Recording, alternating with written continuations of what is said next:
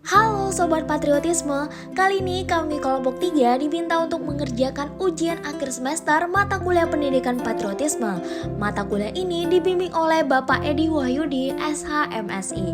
Sekarang kami akan membahas mengenai potensi ancaman integrasi nasional, baik ancaman militer maupun non-militer. Indonesia dapat tetap utuh jika ada sebuah integrasi atau penyatuan keterpaduan antara elemen atau unsur yang ada di dalamnya. Adapun kekhawatiran yang sedang kita hadapi ialah munculnya disintegrasi. Namun, kita dapat menanggulangi disintegrasi tersebut dengan melakukan berbagai macam upaya, mulai dari memberikan pemahaman tentang patriotisme, menghilangkan hal yang berbau primordialisme, dan rakyat yang harus punya sikap selektif juga meningkatkan rasa kepercayaan, lalu melawan berbagai gerakan separatis. Adapun ancaman lain selain disintegrasi, yaitu ancaman militer dan non-militer. Apa sih ancaman militer dan non-militer ini? Ancaman ialah usaha yang bersifat mengubah kebijaksanaan yang dilakukan secara konsepsional atau terencana dan terarah, baik melalui tindak kriminal maupun politis.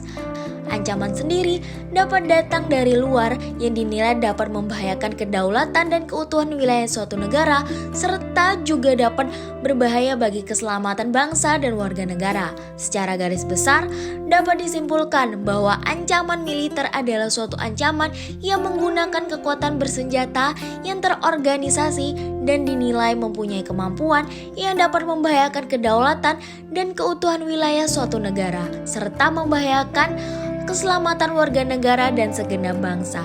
Ancaman militer dari dalam negeri sendiri berupa disintegrasi bangsa, keresahan sosial akibat ketimpangan sosial, lalu upaya penggantian ideologi Pancasila, dan makar dan penggulingan pemerintahan yang sah dan konstitusional.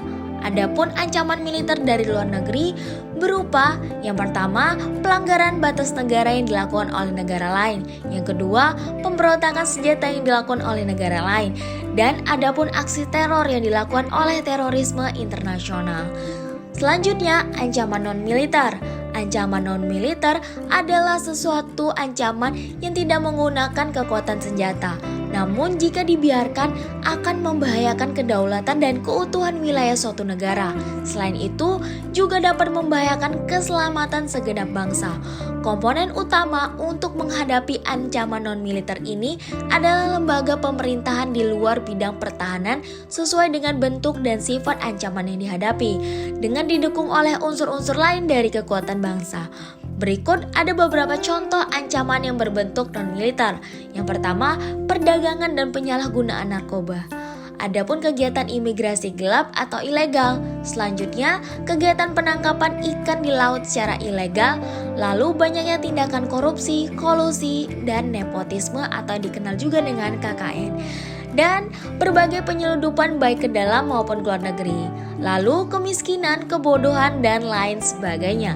Di balik banyak ancaman tertentu terdapat solusi untuk menyelesaikan permasalahan-permasalahan tersebut. Dalam menanggulangi ancaman militer, kita dapat melakukan beberapa upaya, yaitu memperketat perbatasan-perbatasan dengan negara lain, meningkatkan alutsista, melatih tentara lebih disiplin lagi dalam menjaga daerah perbatasan, dan masyarakat dapat berperan aktif. Sementara untuk menanggulangi ancaman non-militer, kita dapat menetapkan strategi. Yang pertama, strategi mengatasi ancaman di bidang ideologi dan politik.